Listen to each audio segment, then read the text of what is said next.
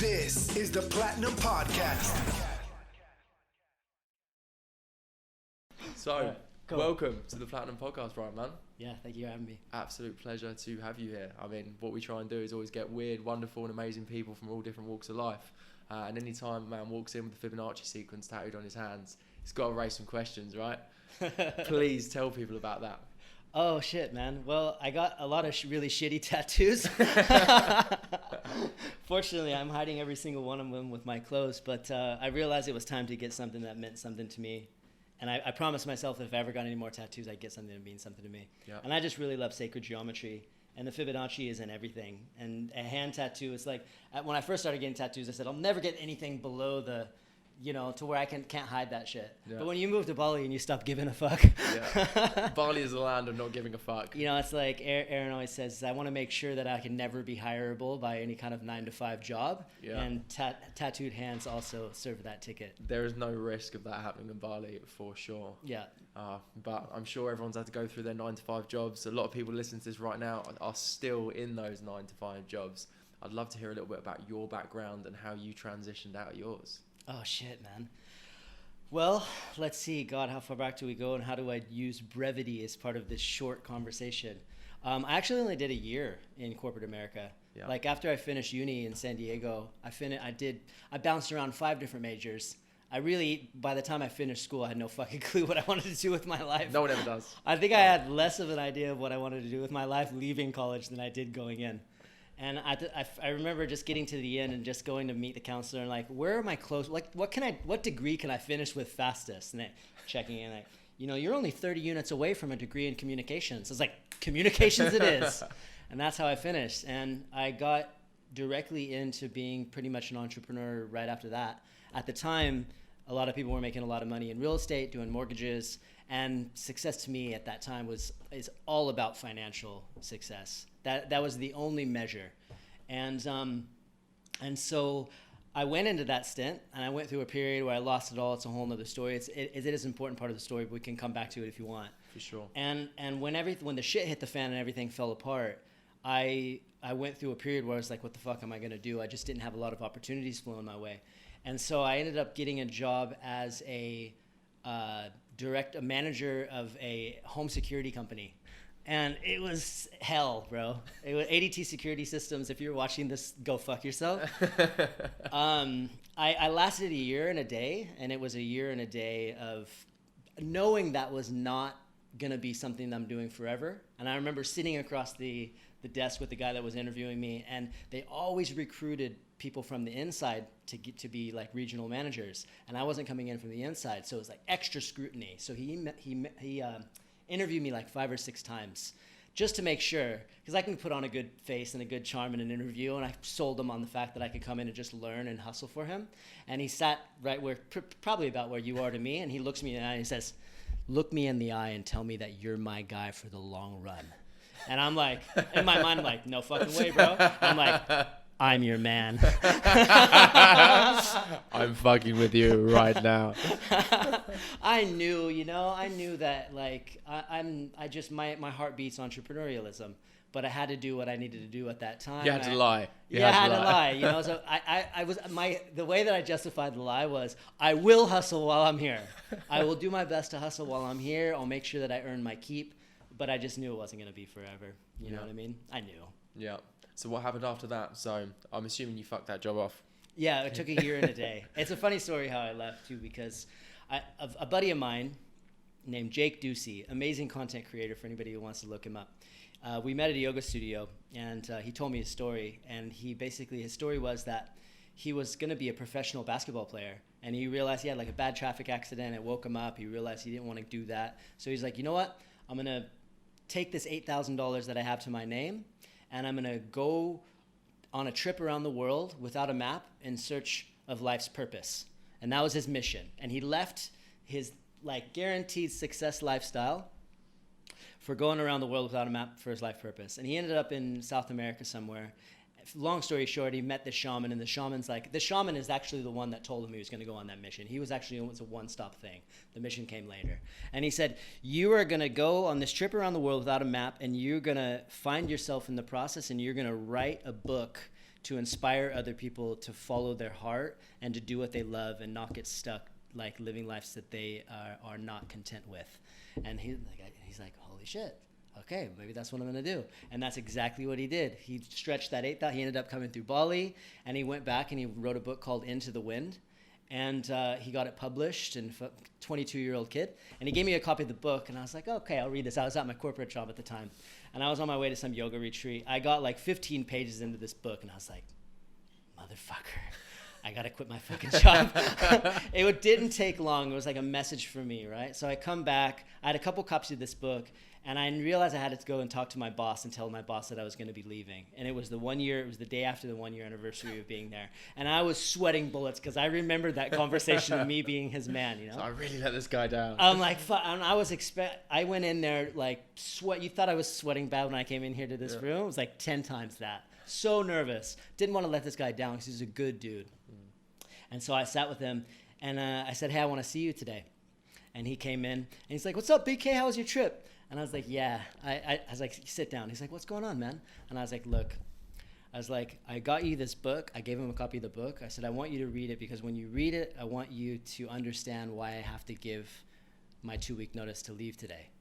I was like, I really appreciate the offer, but I feel like I'm going to be able to help way more people in the world if I spread my wings and go out and do my own thing. And I left it at that. And he looked at me, and he looked down for like a minute. And I'm like, oh my God, I'm ruining this guy. And he looks up and he goes, I'm so fucking proud of you, man. He's like, I knew you were never going to stick around, that you were meant for way bigger things than this job. So he's like, I'm not going to sit here and I'm not going to tell you that if it doesn't work, you got a job here, because that's a safety net. I will never hire you back. Go and spread your wings. And I was like, fuck, like goosebumps still. Yeah. And that was it, man. That was it. I was like, there's no way I'm ever doing this again. And I've just been kind of in and out of doing different entrepreneurial pursuits ever since. Amazing. So what do the first steps look like? You've just kind of come to this massive realization. And I mean, what an amazing way to start, you know, getting the full support of this guy that you look up to, right? Yeah, man. Well, let's see. Like, I had already done a couple things by that point. So I already kind of got in season with the School of Hard Knocks, just going at it, hustling, doing whatever you can. And I did pretty well when I was in my mortgage days, but 2008 came and crashed, and I crashed hard. It was really my rock bottom, kind of like being exposed in all my vulnerability, like what the fuck am I supposed to do now, that gave me the resilience to realize that if it's only this bad, then I can fucking live through anything. And so I came out of corporate America with that spirit, but it was an interesting time in my life because I was doing all these radio shows. I got sucked into alternative media and really asking myself and others the tough questions like, what the fuck is really going on this planet? Why is it so fucked? Why is there all this war and all this corruption and all this greed and all this political nonsense? So I wasn't really in the entrepreneurial state of mind at that point. I was really in the fuck the system kind of place. So it really came to Bali. It took me coming to Bali to get that entrepreneurial spirit fire back. And I've been here 5 years, and I've already been involved in 3 major startups. Yeah. I don't know if you've been to Akasha up in Ubud yet, but I was the project director for that. And once I got back into the game, it was like, the light came back on. And I've just been hustling ever since, man. Amazing. I can't let you skirt over the alternative media side. That can't be missed. Shh. Where do you want to start? Oh, God. How deep does the rabbit hole go? I guess that's the fucking question. Wait, dude, the red pill just takes you to depths that I don't know that we have the time to explore in this moment. Okay. Well, let's just put it this way, man. Like, somebody basically planted a little seed in me that basically put me on the internet just researching. And I started to research friend shit that people don't usually talk about. And it started very surface level. I started researching near-death experiences, like what people experience in near-death experiences and that phenomena, reincarnation. And then the thing is once you start going down that track, you realize that it just leads in so many different directions. Next thing you know, I'm researching the history of money and politics and secret government space programs and aliens and basically everything in between, bro. And that was my life. That was my world, was just bringing the uncomfortable conversations to the surface that people for whatever reason, because of the programming, the social and cultural conditioning, most people just don't want to go there.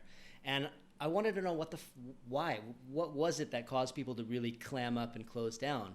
And so I really wanted to know, like, if it's very clear that what you've been told is this, and that's not the way that it is, you know what I mean? Like, you can look at a lot of different examples. We don't need to go too deep into it, but I just come from a background of, if I get a taste of something and I feel like I'm being lied to, then I want to know it more, not less. And there's this concept of cognitive dissonance that it puts people like, I don't really want to know. This might not be the way that it is, but I'd rather not know whatever it is, you know? And so that became an obsession. And so for 3.5 years, I interviewed whistleblowers that left government jobs, telling their story of what was really going on. And I finally got to the point where I realized talking about all the shit, like, you're doing some cool shit, you're bringing it into the world, you actually have a program, people are learning something, they're applying it.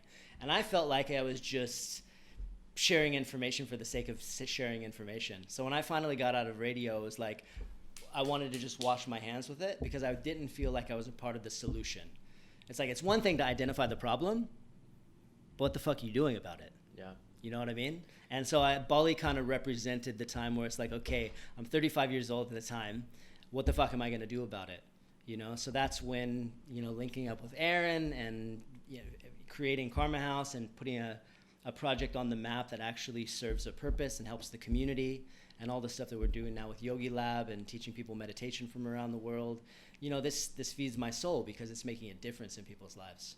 Not to say sharing truth on the radio isn't. It can be very powerful for people. But really, at the end of the day, I didn't want to get to the point where I was 80 years old and say I talked about a lot of really cool shit, but I didn't really do a lot with my life. I spent 40 years talking about aliens. That's about it. Yeah. Pretty much. I get that. It's a weird rabbit hole to go down. I very much went down the conspiracy theory route, and it's endless, isn't it? I mean, it can consume your entire life. I mean, I don't need to tell you about that. Clearly, it consumed you. It did. And I went in it, and there was loads of stuff that didn't make sense to me, and there was loads of stuff that was just a bit weird as well. Like, on the conspiracy community, I also found that they kind of go off on their weird little tangents, and then you've got confirmation bias that plays a massive role. Big time.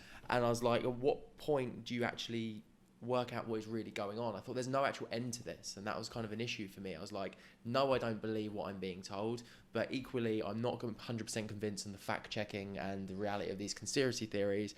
What's the only way I can actually get to the truth of this? And I concluded that it would be me investing all of my time and energy daily into digging into these different subjects. Yeah. And it was at that point that I thought, hang on a minute, I'm not completely happy with my own life and the impact I'm having on the world. Maybe I should invest my time and energy into sorting my own shit out, you know? Smart move. And I feel like a lot of the people on that path is that they come to that conclusion. Yeah. And one of the things that I realized, like, there was a few things that I shared, because I was an aggregator of information, right? Like, I interviewed this guy, he told me this, I share it with my audience, and there was a couple times where a few bits were pretty fucking wrong. And instead of trying to bury and, like, hide the fact that I was inadvertently sharing wrong information, I just owned that shit on the air. And I was like, after that, I was like, look, I'm just going to preface everything I say with allegedly, because unless I was there and I saw that shit with my own eyes, it's the law of first report, which is basically like, unless you were the witness, or unless someone that if my wife comes home and she said, look, I saw this shit today, I'm going to believe her. It's very close to home. But when you have like 25 middlemen sharing some story, and by the time it gets to you, it might be pretty jacked up. And really, at the end of the day, like, what value does knowing a bunch of shit really have on your life? Like, for me, it boiled down to one thing. It's like, the system wants to teach us, they want to condition us that this either this way or that way. Like, you either have to go this way, or you go that way. It's like a minimal amount of choices. And I feel like if you have a decent library of information that you understand, at least it gives you a wider range of choice points. It's like, I understood that my tax dollars were going to fund war, and so instead of continuing to pay my taxes, I just stopped paying them. And, you know, it wasn't like a big thing. It was like, well, how do you do that? Like, everyone would know. I was like, oh yeah, you know that when the bill comes or it's time to pay them, yeah, you just don't send the money. You know what I mean? Unless it's income tax, you know what I mean? Yeah. And so it was ultimately a big part of that. That was like, all right, is it more indoctrinated, the system in California and the United States, or in the East? And I just feel like the way things are the way the government and politics and stuff are set up out here, I can cope with it a little bit more. Maybe someday if the shit burns down and something better rises from the ashes, I might move back to California because there are amazing people there. There is incredible nature. But boy, oh boy, it's going to hell in a handbasket in many parts of the United States really fucking fast. Well, at least the corruption's open here. They're pretty open about it. It's like, look, just pay me off and I'll let this drop. It's fine. Own that shit. It's like, I'll gladly pay you. Yeah, I love the authenticity of it. You know, it's really refreshing. Like, just cut the shit. Just be real with me. Yeah, 100%. You know, whereas there, everybody just lies through their teeth, and they, you know, what's that quote? I can't remember. It's like a wolf shows his teeth, but they're the ones that are going to really get out to get you. But be careful of that smile because they come in smiling. I just butchered the fucking quote. It's not the quote. It's not. But we get what you're saying. There's no fuckings in there. Yeah. But that's the idea. You know what I mean? So life here is just, man, it's just more kickback. It's more chill. The opportunities here feel more vast. Yeah, I love that. I love the comparison that you use there with, I mean, if there's not, it's all about the end result, right? You're trying to get to a particular destination, and if all the information doesn't actually get you there because you've got a choice between option A and option B, what is the point? Yeah. And I think that's massively applicable with the education system. There is, what are you trying to achieve from the education that you get? What is the destination that you're trying to get to? Which is a big part of how Platinum University came to fruition. It's like, it is literally there to get you a job.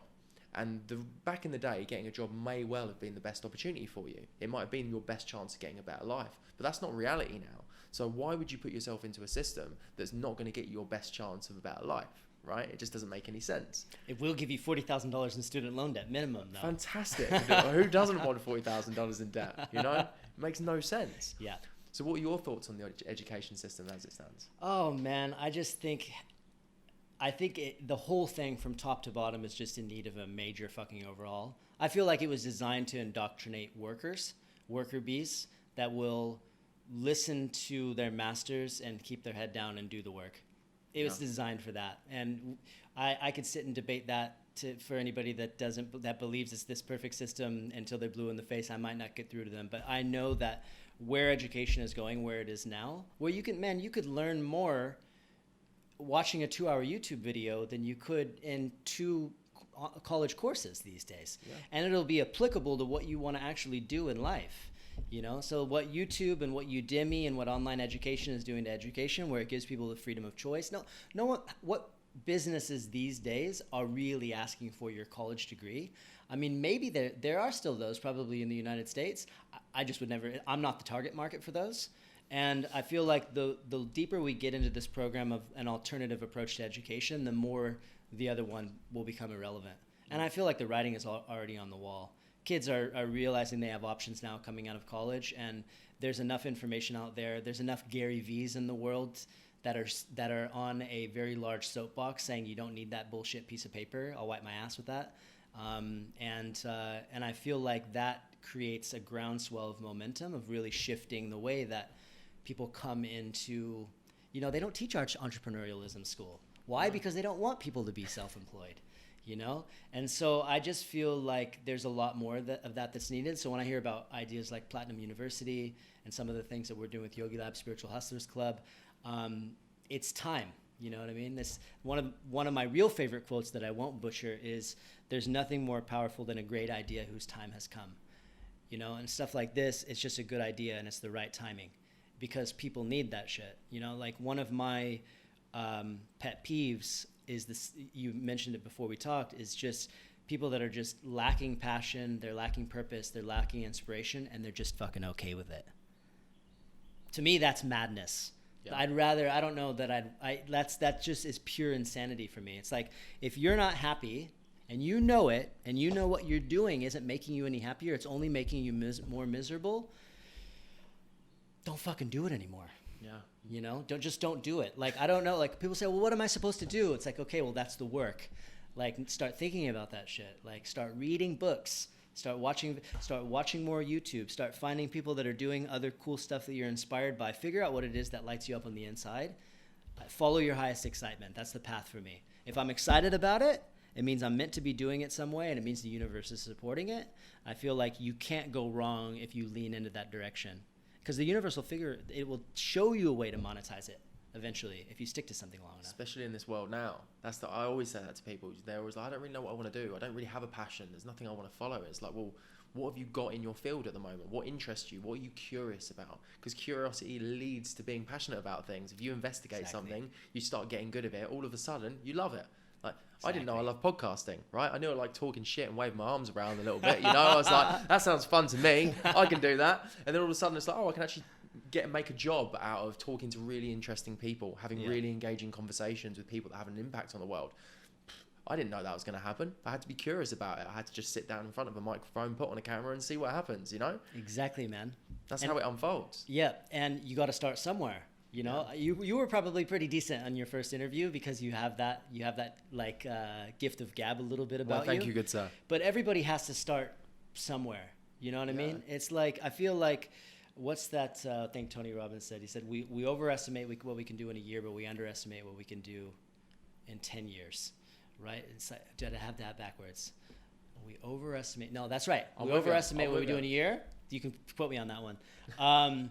And that's the thing. It's like when you find something, persistence and passion and grit and just staying the course. And that shit doesn't come naturally to me, man.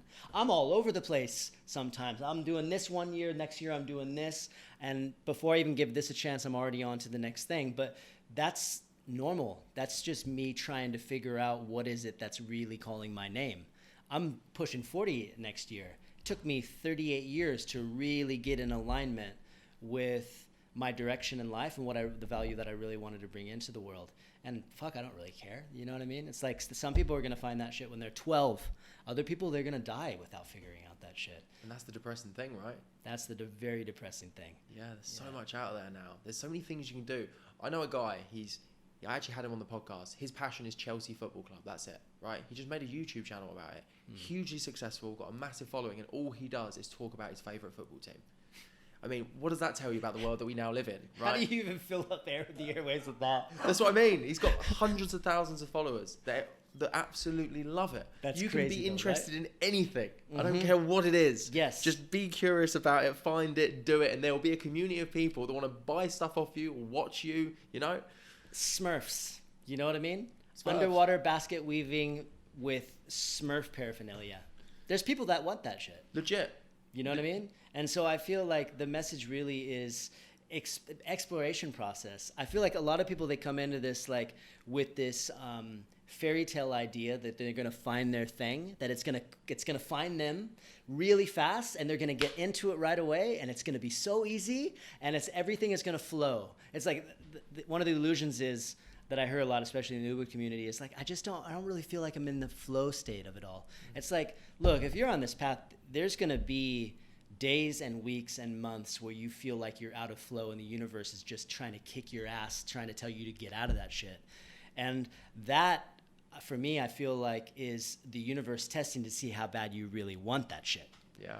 And when you can get through that, next thing you know, you come out on the other side of it, and then you can go through patches where everything feels like it's in flow and it's easy. But you come into being an entrepreneur doing just about anything, and you think it's going to be easy right out of the gate, you got another thing coming, man. Yeah, I love that. That's something I talk about a lot. I always say you have to kind of audit your pattern of quitting. Did you quit because you don't have enough grit and you really just can't push through stuff? Or do you just not really give a fuck? Do you just not really want it that much? Try and make that assessment quite early on. Don't lie to yourself and send yourself up the garden path unnecessarily. Work it out, because then you can just move on to something else. Exactly. You're talking to a serial starter. I'm like a madman. I've always been a madman. I've done this. I set up a meal prep company. I ran a fight show at a call center. I did all these different things. I was running around, sold some cocaine for a while. You know, just did little bit of this, little bit of this, little bit of that. You know, you mix and match, see what works for you. You know, it's like that. And I've always been quite impulsive and sporadic, and I just kind of want to do different things. And I'm really thankful for that now. At the time, I kind of felt, shit, am I just doing this all wrong? Should I be like applying myself to one particular thing? Exactly. I beat myself up for years over that. I was like, if I just got a really solid job now, I'd be really successful in that field. But I wouldn't have all these weird and wonderful skills that I now apply in all sorts of other businesses, you know? For sure, man. Yeah. I feel like it takes hindsight looking back at all the weird shit that we've done. Yeah. I'll be fucking boring as well. I'll be so fucking boring. Jesus Christ. If I hadn't done most of the mad, stupid things that I fucked up over the years, my life story would be terrible. Absolutely, man. Yeah, it's like a string of failures. If you land on your face hard enough times and you make enough mistakes, it builds the most character, man. It does. You know what I mean? It's like I look back, like for me, it's like one of the measures is I look back in my life and I ask myself, what are the things that I'm most grateful for? And none of my accomplishments come to mind first. It's all of my failures. Same. Every single one of my failures is the ones that come to mind first. So that is just it's like such an aha for me, because now it's like if I'm coming in and I'm facing some kind of failure, I still have them pretty often. Yeah. It's instead of being intimidated by that break, it's like as it's happening in real time, I'm looking for the gold in it. Yeah. You know, it's not something that I dwell on. It's something that like I realize that this is here to teach me a lesson, and that this is going to give me some kind of growth building block to take whatever it is I'm doing to the next level. And I feel like if I would have figured out that shit a lot earlier on, it would have saved me a lot of heartache, man. But that's the game. That's the game of growth. Yeah. You know, if we came into the world with all the realizations, living in the world wouldn't be nearly as much fun. What would be the point in that?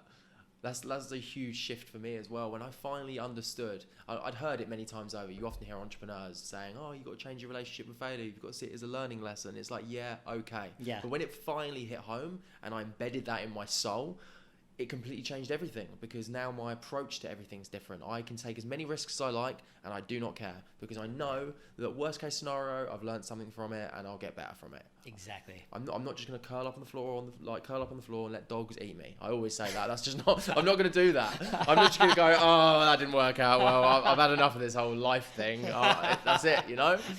And it's absolutely crazy. The biggest failure is doing fuck all. Yeah. Do nothing. That is the only way you really fail, in my opinion. So if you're listening to this right now and you're packing boxes in a factory, or you're stacking shelves and you're just not taking action because you see something, you think it's a scam, or you think it's not going to work out for you, the biggest failure you will ever make is not taking action and actually trying to change your circumstances. Yeah.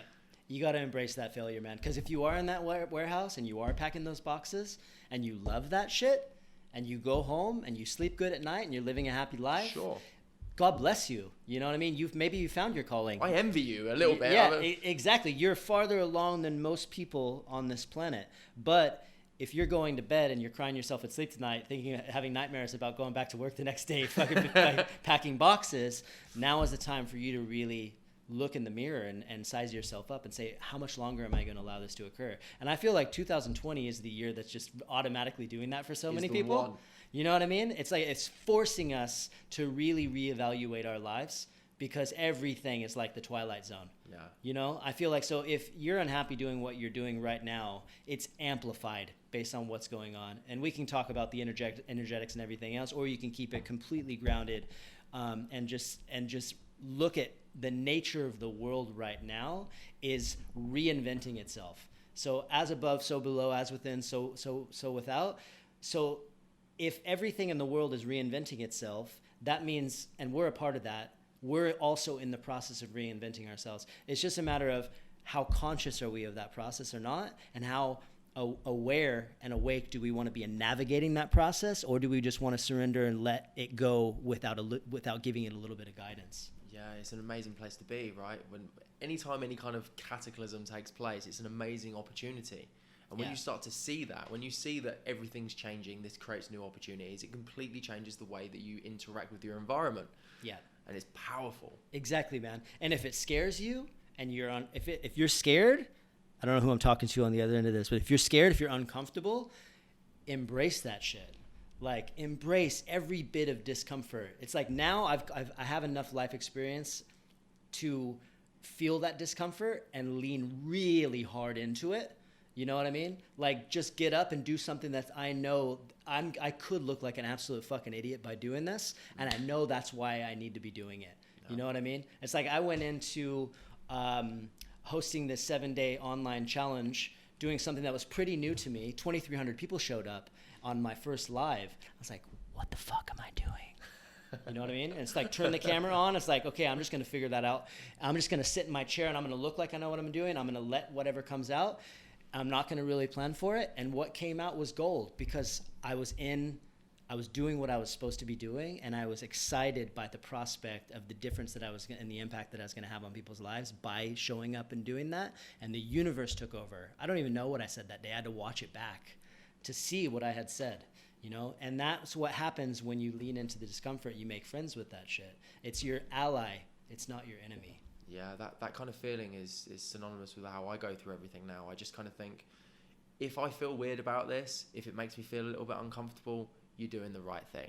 It's that simple equation. I think Ray Dalio says it best. He says, pain plus reflection equals growth. Yeah. And love him. I absolutely love that quote, because every time something sucks now, I'm able to go, oh, well, I'm going to get better from this. I'm absolutely going to get better from this. Yep. Exactly. Dave will tell you about, and if I don't give him credit, he'll kick my ass later, but he'll tell you when you talk to him, talk about the trauma to tragedy to transformation and transcendence cycle. And it's basically like we have this process that we go through as humans where it's like we have this trauma, right? Like something happens in our younger years, whatever. Our psyche and our subconscious turns it in, our mind turns it into a tragedy. But if you follow that thread far enough around, it eventually gets to transformation and transcendence. I might be jacking up that transformation one. But if you know what that cycle is, it's like you can be aware that at the end, once you have that tragedy, that you can turn that into gold by the time it ends its cycle. It's like you can just show up so much more fully into life fearless, because you realize there's absolutely nothing to be look, if we're not going to die, if the dogs aren't going to eat you, it's all good. If we're not going to die, like, what's the worst that could happen? And we as humans, we're so good at painting the worst possible case scenarios. But even in the worst possible case scenario, it's like you're still going to go to bed that night. Yeah. Still going to wake up the next day. Not going to be that bad. Like, I showed up to Bali, I had $300 to my name 5 years ago. No idea. I had no plan. No idea what I was going to do here. I just knew that I needed to be here. And people are like, crazy, what are you going to do? Only $300 is so irresponsible. Maybe, but that $300 stretched me, you know, and I figured out a way to make it work out. And that 3 month period that I had that $300 was the best 3 months of my life, because I was in Bali. I was living in the rice fields. I was living on $100 a month to cover all of my rent and living expenses in Batu Bulan. No Westerners live there. I was the only Westerner in that entire village. And I was waking up in the morning and I was walking through the rice fields at sunrise with my grounding with bare feet. And I was just chilling the fuck out, and I was starting over. And it didn't matter how many ones and zeros I had in my bank account. It didn't matter. And that was like there was no real deep stress or worry about the money. And I feel like we get so caught up on the money thing. And it's just a resource. It's gonna come and people are gonna go through periods of their life where they have a lot of it, where they don't have a lot of it. And I feel like we just use it as way too much of an indicator of success in our life these days, when success is so multidimensional. You know, if you wake up happy and you go to bed happy, and that's definitely not me every single day, but a lot of days it is, you're a fucking success. Yeah, definitely. You know, that's a success story. Yeah, if you're packing those boxes right now and you're enjoying it, like you said, totally, you are winning. I've got a friend of mine back home, shout out to my friend Aaron. He was always so happy. It was like we were like best friends, and I was always driven. I wanted to hustle. I just wanted to make money all the time. I had all these big goals, these aspirations, and he was always just happy doing whatever the fuck he was doing. And I remember there were times I'd just be sat there like chronically depressed, like stressed out and stuff. And I'm like, how the fuck have you got such a big smile on your face? Everything's going to shit. Why are you so happy? Why can I not be there? You know? And I was envious of that. What's your secret? Oh yeah, what is the secret, man? I just don't know. I mean, and I had to like orchestrate this life for myself in Bali, where now like I'm very privileged. Like, I'm happy as hell, you know, because I was able to manipulate my environment to work to my ends, you know, to a certain extent. Conscious manipulation. Exactly that. I'm in charge of this situation. I know what's going on. I'm in control now. It's amazing. Attaboy. Yeah. I'd love to touch on what you were saying. So this is the perfect point to go back to when it all fell apart for you. You were talking about how that painful transition has the power to really transform your life. Let's talk about your transformation. This is you know how we all have those few stories of like those moments that define us, and I'm glad the rest of my team is here because they've all heard the story a bunch of times, because it was a major shifting point in my life. Basically, the short version is 2006, 2007, after I got out of university, were like my best financial years, and I was stacking paper and spending money. It was going out the back door as fast as it was coming in the front door. And I had just opened a new office, and I just bought a $600,000 condo, like 100% financing. Like I was just not saving anything, just spending cash. I had a E350 Mercedes delivered to me off the lot while I was at work with no miles on it. And I felt like that was just never going to end. You know, I could see where it was going, and I was like, I know what I'm doing, it's working. And 2008 financial crash came, and it just bitch slapped me. Like I went from riding high and having it all and feeling great, like, and it was never going to end over a 6-month period. Not even enough. Like when you own a business and you have a bunch of mouths that you have to feed, everybody else gets paid first, and whatever's left over, you get to keep. And there was just nothing left over. So a few months in, it happened really fast, 5 or 6 months in, late on my mortgage. And I had this, I was 4 or 5 months late on my mortgage. And I had this 5-gallon, you know, those big aqua bottles filled with change, like silver change. And I knew that if I poured a keg cup, one of those red Dixie cups full of change, I could take it to the grocery store, pour it into the little machine, and $20 would come out.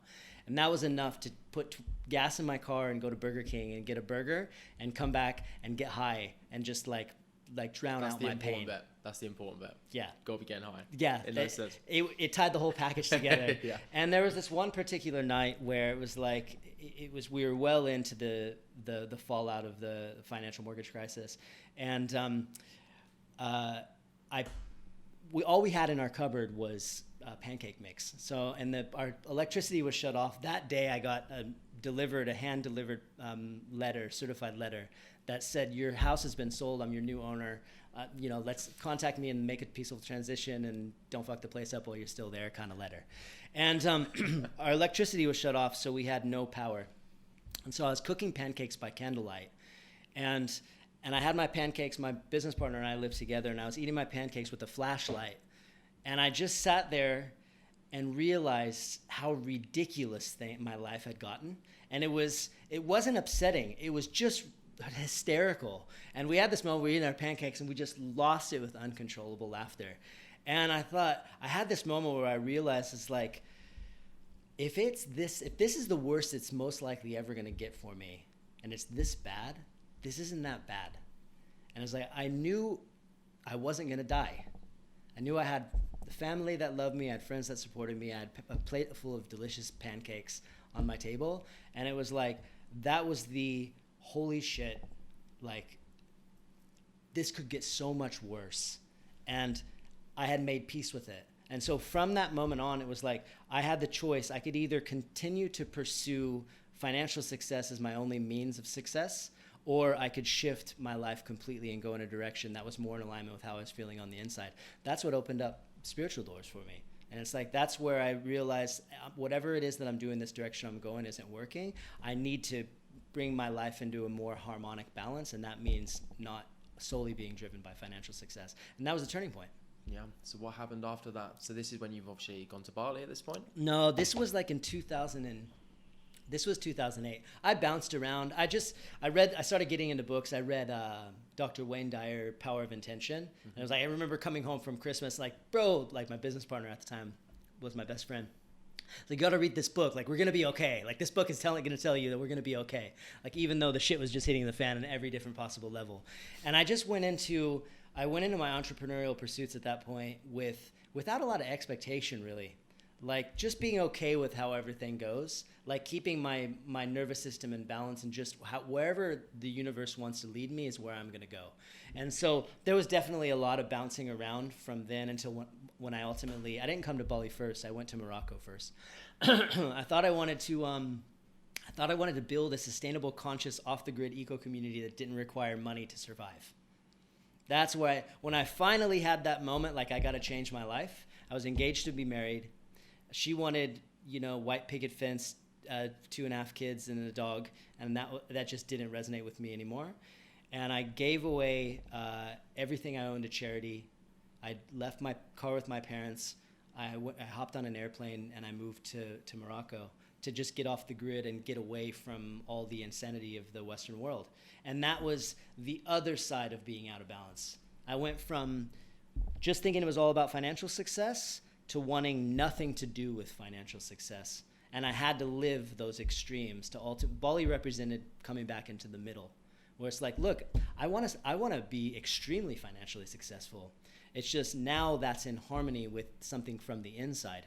You know, now I have the awareness and the consciousness to know that I want to make a difference with the abundance that I create in my life. And so it's okay to want to be financially successful. It's just not my only measurement for success. It's just one of many. Yeah, I could totally relate to that. I want to talk a little bit about your experience in Morocco. So you've gone into that in a headspace where you've had enough of money by this point. It's poison to you. Yeah. Please elaborate a little bit more on what that looked like and where you were at that time.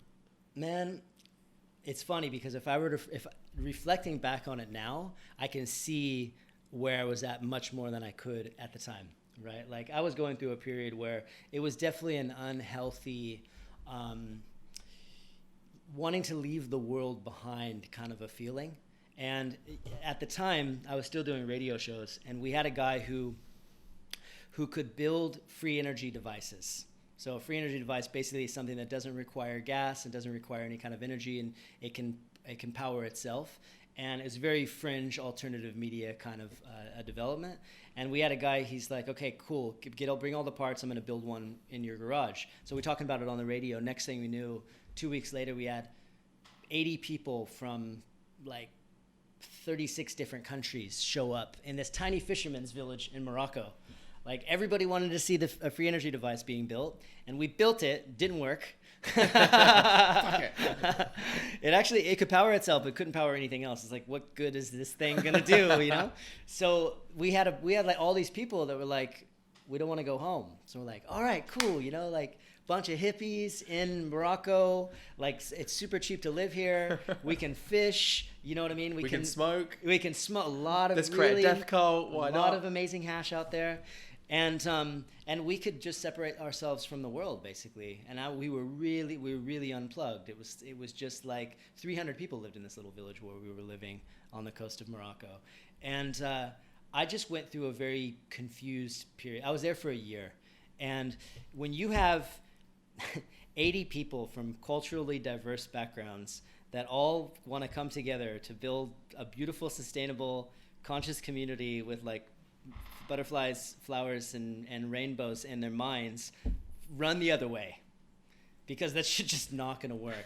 It's like no organization, no financial capital, a lot of like fantasy ideas of what that actually means, and no one really running the show. I didn't want to run the show. I'm like, guys, I'm just a radio guy. Like, you I'm don't not want gonna to be the cult leader? They wanted me to. They were trying to position me in that level, and I was like, I'm not going to do that shit. And it's funny because I have this whole year and a day thing. That was how long I lasted in corporate America, and that's exactly how long I lasted in Morocco. I was there for a year and a day, and I came to Bali on a hacked airline ticket. Like I knew this girl, and she's like, I know I have a friend who can hack the airlines. We can get free tickets to Bali. Like, let's get out of here. And I was like, can we get in trouble? She's like, I don't think so. Probably. Like, we could play stupid, maybe. I was like, let's do it. Yeah. Let's do it. So here's this ticket. I came to Bali on this hacked airline ticket. I hope I can't get arrested for sharing this. I don't even know. I think you'll be all right now. I don't even know if Anna knows this story. What is that? Hacked airline ticket. But it was like, that was the universe. Like every airplane that I got on was some double-digit number. It was like 111 or 444 or the carousel. I pay attention to that kind of shit. People like Aaron think it's fluffy and woo-woo and completely ridiculous. But when you go through a one-day event and you get like, the universe shows you 15 times in a row repeating number sequences of 111, there's some kind of message in there for you. I don't know what it is, but all I know for me, like what it was, the meaning that I drew from it was, I'm going where I'm supposed to be going. And it's like I landed in Bali, and like I didn't even barely put my feet on the ground, and I knew I was home. And I was a drifter at that point. Like I just thought I wanted to travel around the world and go on festivals and just, hand to mouth kind of thing. And when something about Bali, something about the energy of this place, like I remember driving into Ubud, and I didn't know where I was going. I didn't know what Ubud was, other than looking up on Google before. I didn't even know where Bali was. I had to look it up on a map. I knew it was in Asia somewhere. And the Google images are what sold it. I was like, this looks pretty dope. Like, I'll go and check this out. And we got driven into Ubud in the evening, and we were staying at some bungalow, but I couldn't really see what was going on. It was dark.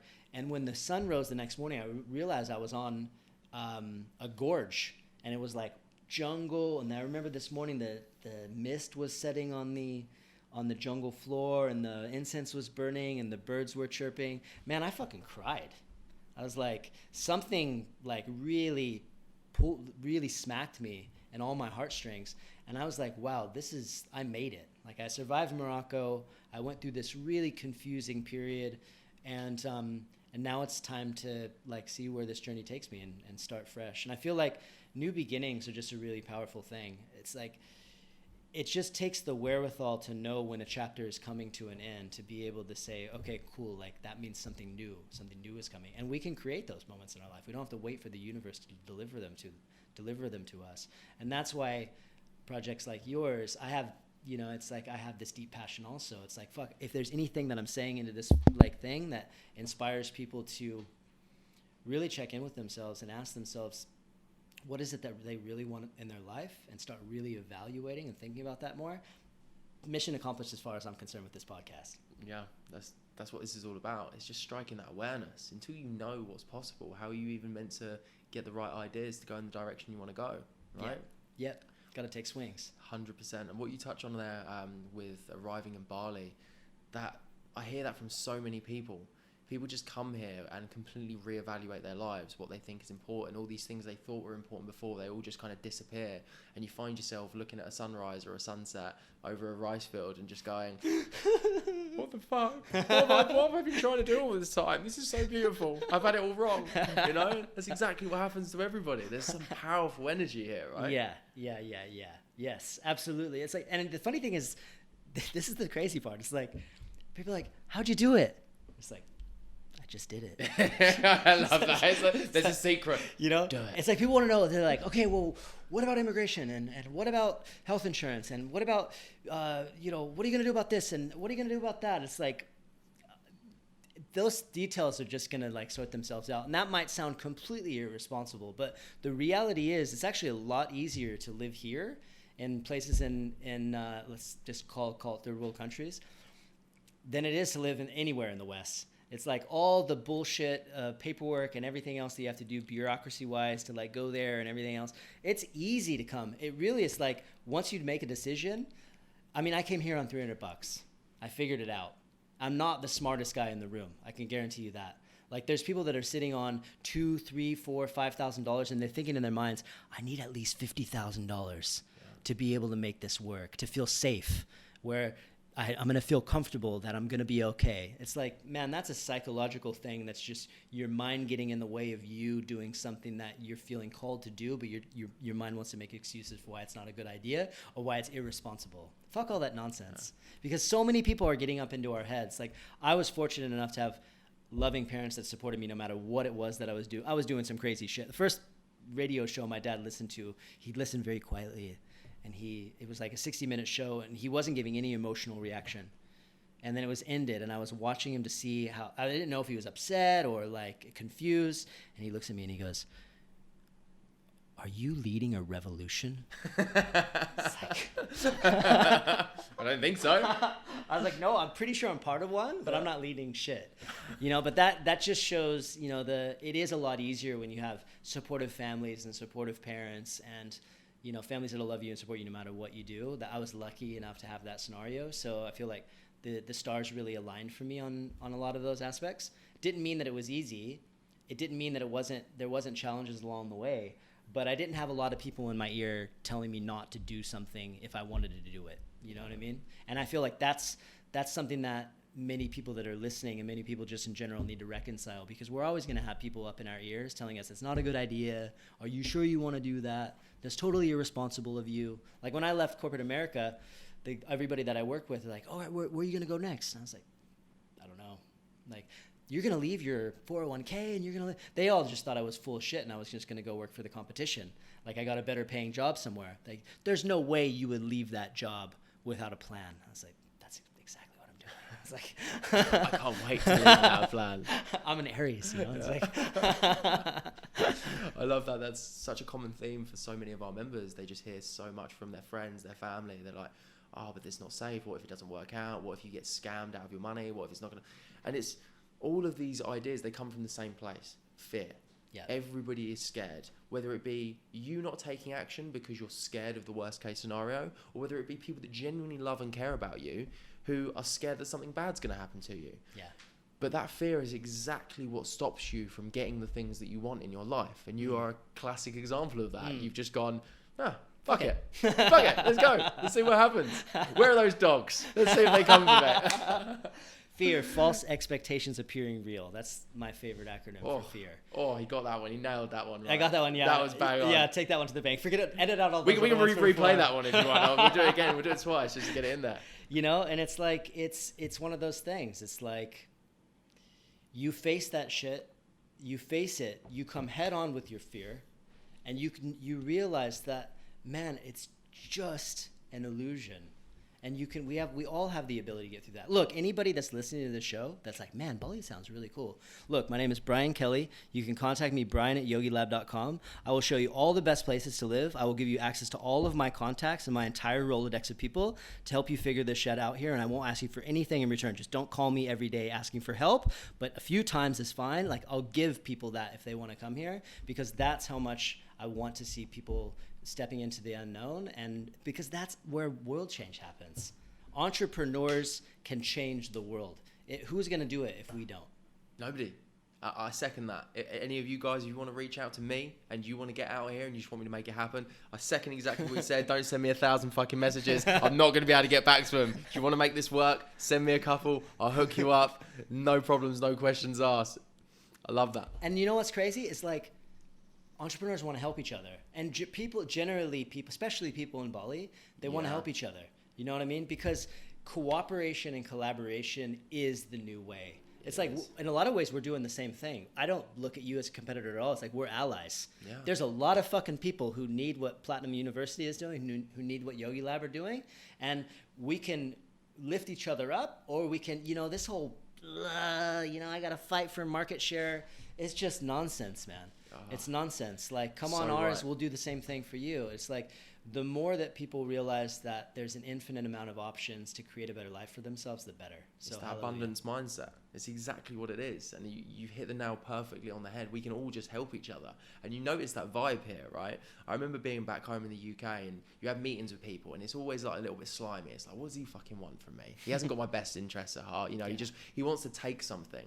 But every time you have a meeting with someone in Bali, you know that they're thinking, how can I help you to help me? How can we get a win-win here? Because everybody can always win. Me promoting your business is always going to help you. It's going to help me. Everybody is winning in this same environment, and it's beautiful. It's a net win across the board. Yeah. You know what I mean? It's a net win across the board. And Bali is one of those kind of places where, and it sounds really cliche saying it. I almost don't want to say it. Do it. No, I love the cliches. No. Okay, I'm calling you out. It's happening.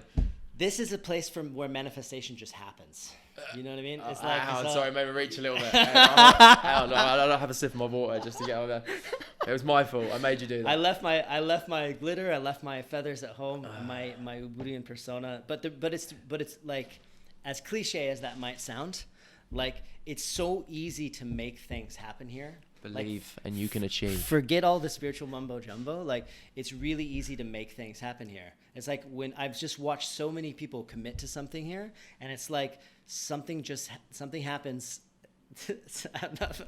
I'm going down that road again. Do it. I want to get into the Ubudian cliches. No, it's just like, success. Just like Bali breeds success. It does. Bali breeds success. It's like, there's a lot of people here doing a lot of cool shit. It's easy to network and find cool opportunities to get involved with cool projects that people are doing. And I realized that the COVID and everything happening and making it really hard to travel kind of puts jams a spoke into the tires going on a fast downhill bicycle. But the reality is, everything is always going to be in a constant state of change and shift and momentum. And it's like, as far as I'm concerned, they're letting people into the country, and you just have to have a social visa to get in. Yeah. You know what I mean? And you don't have to have a vaccination to travel right now. No, just get out. Just do it now while you still can. Like, wherever you are in the world listening to this, odds are it's better in Bali. I'm just saying. I think it's impossible there's anywhere better than his. We do exactly what we want to do. We're surrounded by the best people in the world. For me, this is the most amazing part about Bali.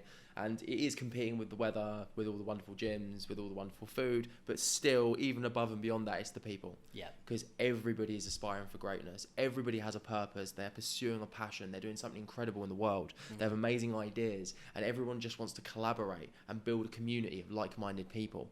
And I'm sure you cannot find that anywhere else in the world. I'm fairly well travelled, but I've never met like people like the Balinese, and like the tourists that are here. It's just unbelievable. It's the standard. I mean, we met here. When I came here, I was a bachelor. I had no aspirations to get married or have any children. It's like 5 years later. I just had a baby 2 years ago. Anna has an 8-year-old that we have together. I have 3 dogs, 2 cats, and the family environment and the culture setting of like how deeply connected the culture here, the Balinese culture, is just so beautiful, man. It's even a great place to raise a family. Yeah. And so, this is home now. Everyone's like, when are you going to go back home? I'm like, I am home. Like, why would I want to do that? You've essentially got the white picket fence now. I haven't. It's more the rice field view. Yeah. Yeah, it sounds preferable. So let's talk about how embedded you are in this community now, because you've got a number of different businesses here in Bali. Please tell people a little bit more about that. Sure. So up until recently, we had Karma House. I don't know if Aaron talked about it much, but he didn't go into that too much. Yeah. So it was tattoos, purposeful tattoos. So we were doing a lot of community outreach stuff. We raised $40,000 for various charities when the earthquake hit. We did a project called Happy Mattress, where we crowdfunded 100 beds for 100 kids in Bali that were sleeping on the floor in 100 days. We hit our goal in like 6 days and raised like 130 beds. And so we were doing a lot of really cool, purposeful stuff for giving back to the community. And I feel like a lot of Westerners, they come here just trying to figure out how they can get as much as they can, build their empire, and really kind of forget that, we're coming into a culture that needs a lot of support, especially right now. So that really, Karma House really ticked the box of purposeful business. Like, wow, I'm doing something cool. Like, we're administering Epic Ink for people, but we're also doing something on the back end of that's actually affecting people's lives. So that was a really kind of big shifting point as far as just being like living in service. So that was kind of the groundbreaking, I guess you will, with Karma House. And then that's where I met Aaron and Dave and Sasha, and we went on to form YogiLab. And I'm sure Aaron probably talked about YogiLab a little bit. He went into it a little bit. I'd love to hear a little bit more about the community-based projects that you're doing, because this is something that really interests me. When I was in my situation back in the UK, I realised how I had a complete lack of empathy, and my conscientiousness was all but non-existent at that time, because it's things that I'd suppressed. And one thing I was really eager again is in more charitable work. I'd love you to talk about A, the projects that you're doing, and B, the impact that devoting yourself to service has on your life. Absolutely. So we were doing a little bit of everything. Like when I came into Karma House, it's a funny story. Like I was already involved in another project.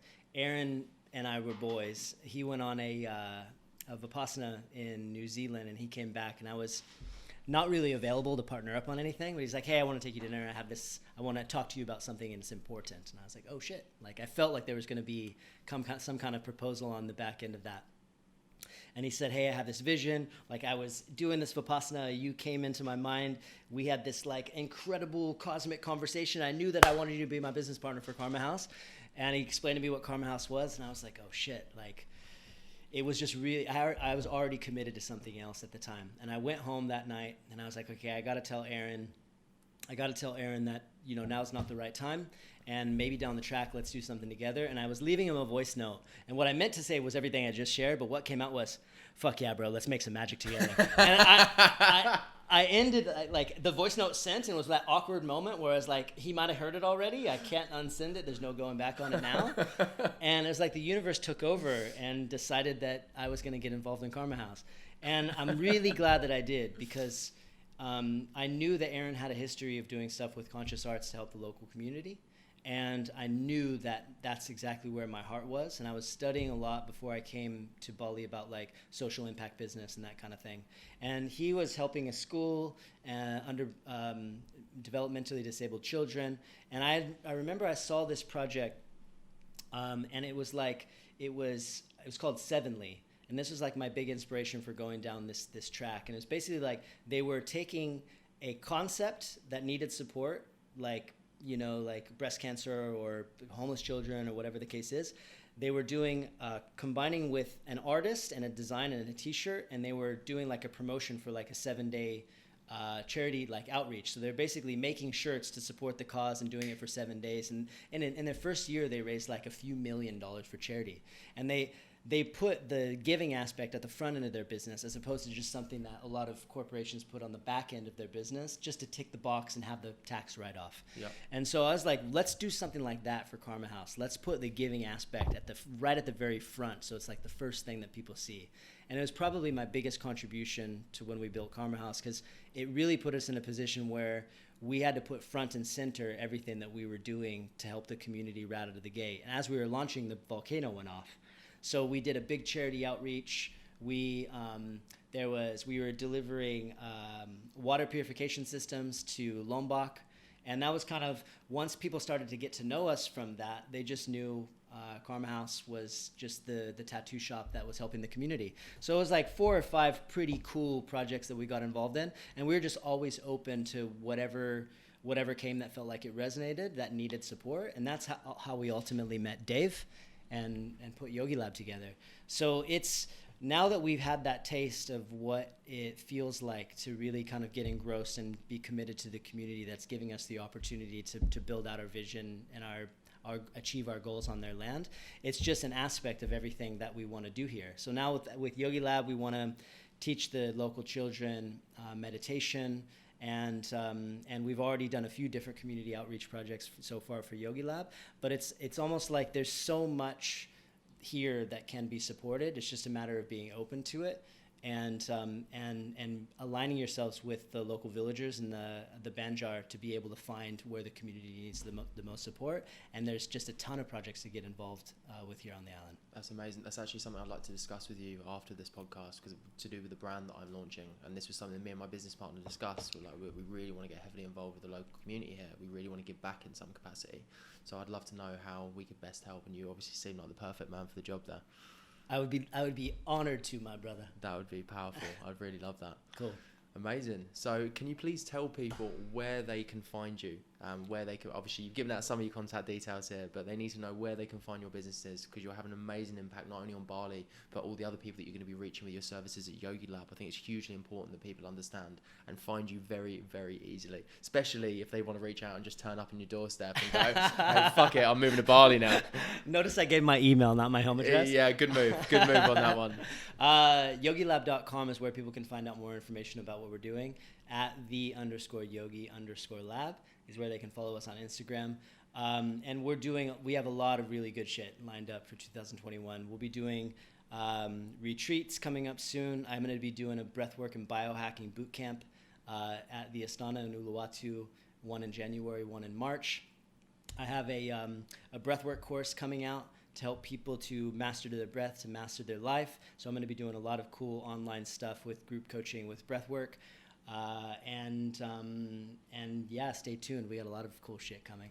Tell me about the breath work. We need to talk about that, because I've had so many people contact me, like people from Platinum University. They're so interested because they see my stories. Like I do like Wim Hof, I do all sorts of other practices, and people are like, what the fuck's going on here? What's it all about? And no one's actually really gone into deep detail yet. I had another guy in, he spoke about it a little bit, but I'd love you to really give the listeners a really good idea as how it works, what it's about, what are the benefits. Yeah, man. So the first time I found breathwork was actually, I was just watching Wim Hof on YouTube, and a guy was interviewing him, and they went through a sequence, and they did a breath hold at the end of the sequence, and I was never able to hold my breath for longer than maybe a minute and a half. And I held my breath for 4 minutes on the first time, and it just shocked me. I was like, what the fuck is going on? And I knew that my body felt charged. And so that kind of planted a seed. And then 2 years ago, we got invited to do a breathwork journey with some friends of ours, and there was a guy that was coming in to guide us on this challenge, this body transformation challenge that we were going to be doing together. And he was going through a really tough time in his life. It was like, over a course of a few months, a bunch of people in his family and friends coming down with cancer, and he was having massive health challenges. insomniac, was like powering down a bunch of sleeping pills one night a week just to catch up on a few hours of sleep, and just in a wrecked state. Ex-bodybuilder, so really strong, but just really fucked up at the time. And I was laying right next to him when we were doing this breathwork journey, this hour and a half long breathwork journey. And over the course of this 90 minutes, I'm listening to this guy just go through all sorts of crazy shit on this, laying on this mat next to me, just laughing, crying, convulsing, hemorrhaging. Like, this dude was just going in and going for it. And I was trying to just stay in my space, but I could just feel him, you know? And after, he said, you know what, like, all the things I've ever done in my life, like, I've done every plant medicine, I've done every drug, I've tried it all. I've never had or experienced anything like that in my life. And the next morning he came back and he said that he had slept for the first time in months without any sleeping pills, just from an hour and a half of breathing. So I thought, holy shit, man, like, if that can do that for him, what can it do for me, and what can it do for other people? And that was kind of the beginning of my breathwork journey pursuit, because I could see, like, once I started to really dig into it, it's like I realized we have this whole inner healer that lives inside of us, and all these chemical reactions and all these compounds and everything releasing, that we can heal so much in our body just by breathing the right way. And breathing is another one of those aspects nobody teaches us in school, right? It's like you can bring your stress, your anxiety, your depression, you can use it for activation of your energy in the morning. It's like if you're up, it can bring you down. If you're down, it can bring you up. And there's so many different breathing techniques that you can do to literally bring so much of your life into balance, that it just became, you know, you look at people struggling with chronic stress or anxiety and depression, and what's the framework? Get a therapist, get on pharmaceutical drugs, have a bunch of other side effects that you then have to take care of from the pharmaceutical drugs, or learn how to breathe correctly. You know what I mean? And so, like, that just became a bit of a revolutionary kind of idea for me. Like, if this can help so many people dealing with so many other fucking things, and the list goes on and on, just in regards to different modalities of practice that can help different types of issues with people with breath work, it's almost like it's an endless journey of where it can go for how it can provide impact and benefit in people's lives. So I'll guide a breathwork journey for people, and I'll have people saying that for the first time in their life, they feel no social anxiety. You know, they feel like 3 years of therapy, one breathwork session doing more than 3 years of therapy. Like, that's something that somebody had reported to me recently. So it's like just a few of those little bits of feedback coming in from people was enough to really anchor it in as my thing. And it's like, so a little bit of, I guess, the science behind it is we have this autonomic nervous system, right? You breathe, you don't have to think about your breathing, you don't have to think about your blood pumping or your heart beating, but we can control, the only autonomic nervous system that we have that we can control is our breath. And our breath can control all the other things and can bring everything into balance. So there's activating, there's techniques that you can do before sleep. I prefer the ones that hit hard, that you do in the morning, that make people a little bit high, getting high in your own supply, if you will, because that's the little taste of the medicine that keeps people coming back. So I focus on the morning activation. All the memory of drugs is what you're saying. Yeah.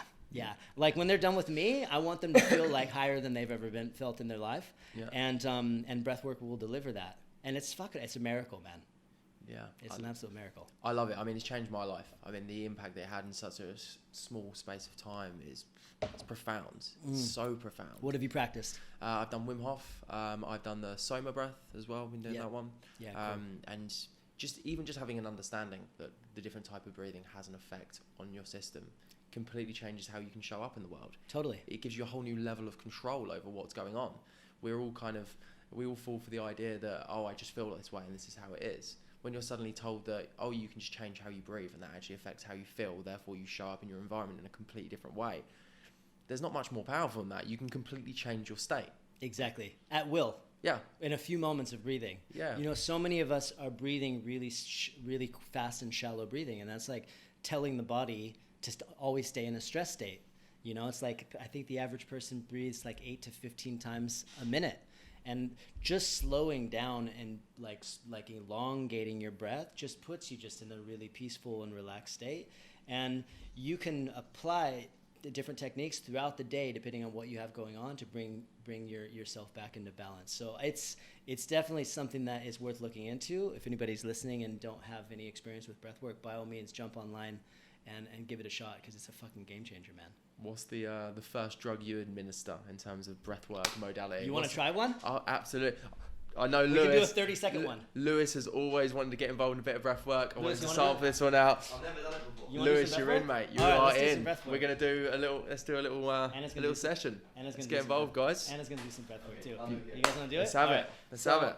I'll take you guys through just so you can see the impact of a short period of breathing can have, because we don't have time to do a really long session. We don't have time to do a really long session, so we'll do a shorter one. So this one is called 20 connected breaths. Yeah. So wherever you are, if you're listening to this, if you want to try at home, just get into a comfortable seated position. You can be lying down as well, and just straighten your back. And what you're going to do is you're going to take 4 breaths into your chest, and you're going to do 1 breath into your belly, and we're going to do 4 rounds of this. So I'm going to show you what 1 round is going to look like. It's going to be like this.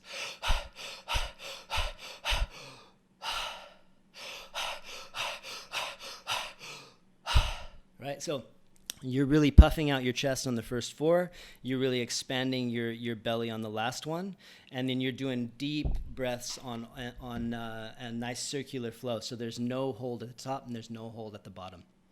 Any questions? How long does this take? This takes like less than a minute. Yeah? And I've ever stand up after to change the cameras. we got 7 minutes left rolling, so I need to... We're good. We're You good. good? Okay. All right. So I'm going to count you in. So one more time. It's... Yeah? I'm in. Okay. On my count, and 3, 2, 1, breathe.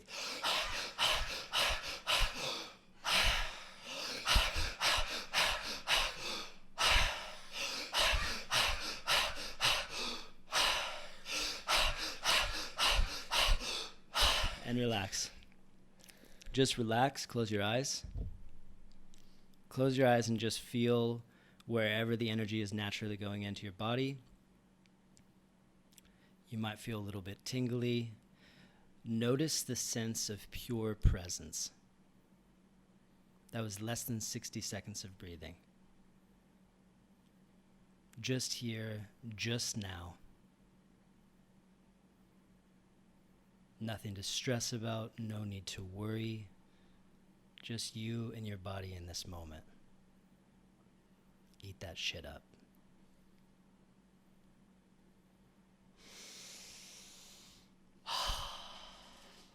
Powerful. So imagine 15 or 20 minutes of that. I'm dizzy. Oh. Sweating. Yeah, I know. So the breathwork journey can go in so many different, amazing, just incredible directions. Just starting with something that's really simple, just like a morning activation sequence, or just like a calming sequence. Like you can do like a 4-second inhale, hold at the top for 7 seconds, release through the mouth for 8 seconds. That's something that you can do to just bring yourself down if you feel stressed, if you feel triggered right before you go to bed. There's just an endless amount of techniques that can be used for different benefits. Highly recommend it. That's powerful. Really powerful. Thank you for doing that. Pleasure, man. Loved it. Yeah. Absolutely love it. Yeah. So when's this course going to be released? When are people going to be able to get access to this magic? I actually have a free 7-day breathwork challenge that's on Facebook right now. You can find it by going to Morning Breath. And so if you just put Morning Breath into Facebook, you'll find it. It's free. You can go through 7 days. That'll take you on a proper journey, 7 days in the morning. It's really about anchoring in, using breathwork as a way to build a morning routine. That's why it's called Morning Breath. But the Morning Breath 30 course is we just finished filming it the other day. That'll be out before the end of the month. That's unbelievable. I think that's an amazing point to end on there. Cool, man. That's some insane value. Insane value. You heard it here, people. Make sure you take advantage of this man and what he's offering you, because it is hugely powerful, and it could really change your life. Whether you turn up on his doorstep in Bali or whether you just to take advantage of his breathing techniques, it's going to help you out. Trust me on that one. Thank you so much for coming in. It's been an absolute pleasure. Thanks, I'm Joe. looking forward to following your journey and seeing the impact you continue to have on the world, man. You as well, brother. Appreciate having me, man. Thank you, man. Cool. Thank you. This is the Platinum Podcast.